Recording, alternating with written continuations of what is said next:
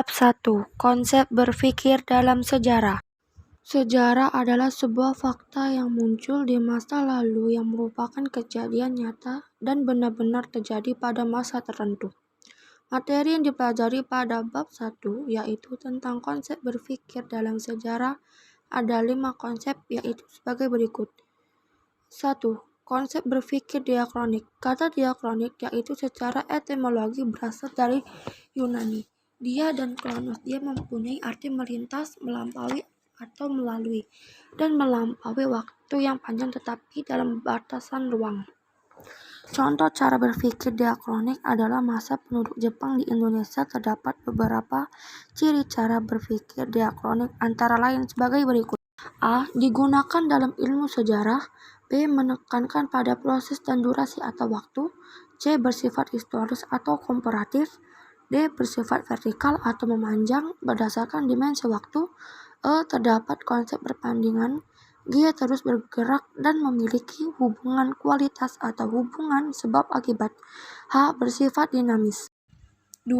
Konsep berpikir sinkronik. Kata sinkronik berasal dari bahasa Yunani yaitu sin, yang mewakili arti dengan dan kronos yang berarti waktu. Kajian sejarah secara sinkronik artinya pada masa peristiwa dengan segala aspeknya pada masa atau waktu tertentu dengan lebih mendalam. Contoh dari cara berpikir sinkronik terkait peristiwa proklamasi kemerdekaan 17 Agustus 1945 yang dikaji adalah di mana proklamasi dilakukan dan bagaimana kondisi saat detik-detik proklamasi. Terdapat beberapa ciri konsep berpikir sinkronik antara lain sebagai berikut. A. Kerangka berpikir sinkronik mengamati kehidupan sosial secara meluas berdimensi ruang. B. Konsep berpikir sinkronik memandang kehidupan masyarakat sebagai sebuah sistem yang terstruktur dan saling berkaitan antara satu unit dengan unit lainnya, satu bagian. C. Menguraikan kehidupan masyarakat secara deskriptif dengan menjelaskan satu demi satu bagian. D. Memiliki sifat statis. E. Digunakan oleh ilmu-ilmu sosial seperti geografi dan antropologi. 3. Konsep periodasi dalam sejarah. Periodasi berasal dari bahasa Yunani, yaitu periode. Periode memiliki arti babak, masa atau zaman. Untuk mempermudah pemahaman dan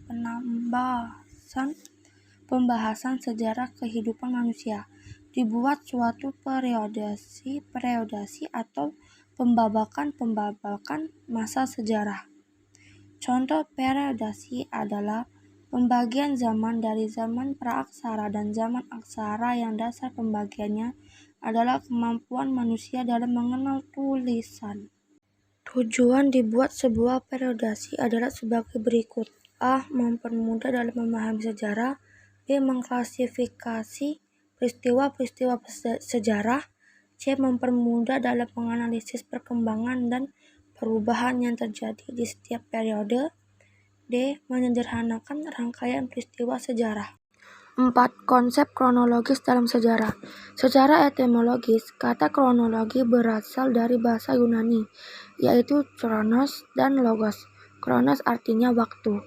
Dengan berpikir kronologis, secara tidak langsung kita juga telah mengurutkan kejadian. Hal ini memiliki tujuan untuk menghindari keracuan waktu dalam sejarah. Berikut ini adalah contoh cara berpikir kronologi dalam peristiwa proklamasi kemerdekaan Indonesia. A. 6 Agustus 1945, Hiroshima dijatuhi bom atom oleh sekutu. B. 7 Agustus 1945, PPKI dibentuk. C. 9 Agustus 1945, Nagasaki dijatuhi bom atom oleh sekutu. D. 14 Agustus 1945, Jepang menyerah pada sekutu. E. 16 Agustus 1945, peristiwa Rengas Dengklok. F. 17 Agustus 1945, pembacaan proklamasi kemerdekaan Indonesia. Berdasarkan contoh tersebut dapat terlihat bahwa peristiwa proklamasi kemerdekaan Indonesia diurutkan berdasarkan waktu. 5. Konsep ruang dan waktu. Terdapat 3 unsur dalam terbentuknya sebuah sejarah. Unsur-unsur tersebut adalah sebagai berikut. A. Manusia. Sejarah merupakan pengalaman, ingatan, pengetahuan, dan hasil cipta manusia yang diceritakan kembali. Manusia merupakan pelaku yang mengalami peristiwa sejarah hingga sangat menentukan sesuatu peristiwa sejarah.